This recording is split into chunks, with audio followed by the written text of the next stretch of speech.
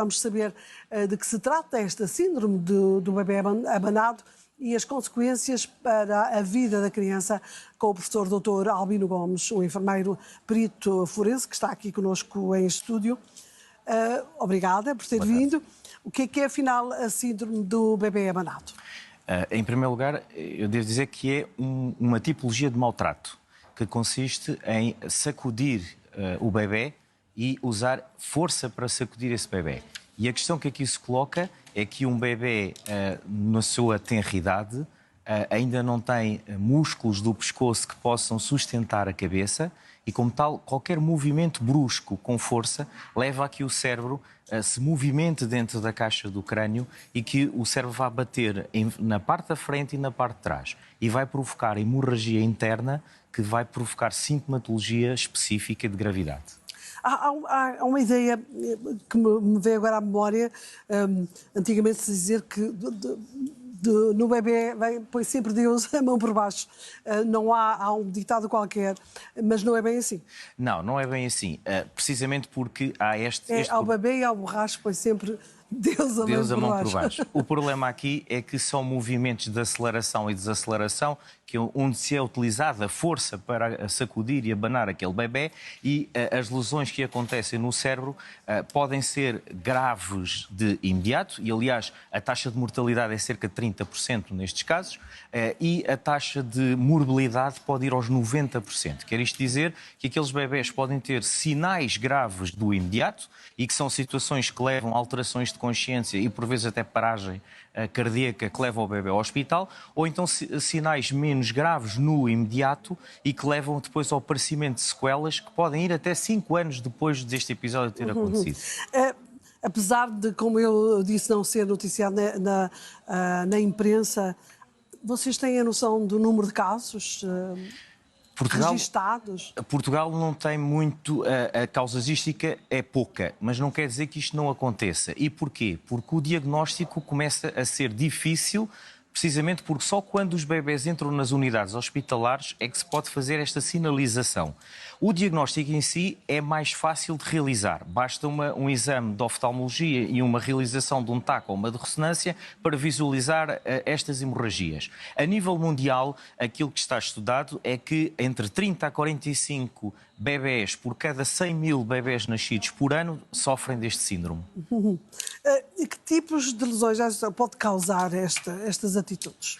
Ora, a principal é a tal hemorragia cerebral. A zona do cérebro fica com hemorragia e que pode depois desenvolver epilepsia, pode, claro, em situações mais graves levar à morte e a incapacidades permanentes. Em situações mais leves, além da epilepsia, pode aparecer diminuição da audição até surdez, diminuição da visão até cegueira e estas são as sintomatologias principais e as principais sequelas. E são a que sintomas é que os pais devem estar atentos? Olha, porque eventualmente nestas situações poderá haver pais que se calhar não fazem isso de propósito ou não é com essa intenção.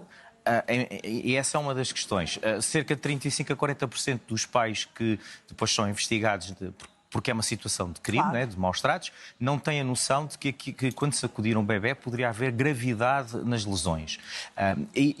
Aquilo que pode acontecer é, numa primeira fase, um bebê que começa a ficar irritado, que depois começa a ficar sonolento, que pode ter convulsões e termina na situação da inconsciência e pode até deixar de respirar. Uma das situações mais frequentes nestes bebés é a presença das convulsões. É o que chama de alerta. Eu queria dizer que a principal causa que leva a que estes pais possam sacudir os seus bebés é o choro. É aquilo que é chamado o choro inconsolável. Um bebê que não para de chorar. Dentro dos maus-tratos, este é daqueles que pode ser mais prevenido. E porquê? Explicando aos pais que sacudir um bebê dá lesões graves. Explicando aos pais que quando estão saturados, porque pode haver situações de stress que levam à saturação e sacudir o bebê, que devem fazer uma pausa, respirar fundo 10 segundos ou então telefonar para alguém e conversar e desabafar com alguém. Como também podem falar com o pediatra, porque pode haver uma situação clínica pode levar àquela criança a chorar inconsolavelmente. Já que falou em pediatra, o pediatra normalmente não detecta estas situações? O pediatra detecta se entrar na unidade hospitalar. Uma criança que, por exemplo, entre com convulsões, o que ele vai fazer é logo a história, perceber se há alguma doença congénita que possa ter levado à convulsão, se há algum traumatismo na cabeça da criança que tenha levado, e depois faz a tal exclusão com os exames. Não é fácil conseguir a confissão dos pais. De uma forma geral, os pais não admitem que tiveram esse tipo de comportamento. Não é. Qual é o perfil, neste caso, do abusador, se é que lhe podemos chamar assim? Sim, podemos chamar porque se trata de um maltrato. Olha, são mais os pais e a seguir o pai, figura masculina, e a seguir o padrasto, são os principais. Depois, os outros cuidadores que ficam, nomeadamente amas, também são o perfil deste tipo de abusadores, e não é fácil. Primeiro porque eles não têm, por vezes, noção que se acudiram. E segundo, porque também não admitem que o fizeram. E agora, há uma situação nesta tipologia específica de maus-tratos que é fácil o diagnóstico, que é o tal exame de olho, o olho, e o TAC, que dá imagens que são inequívocas para o diagnóstico. Muito obrigada, professor Dr. Albino Gomes, por ter Muito estado obrigado, connosco. Bel. Boa tarde. Obrigada, boa tarde.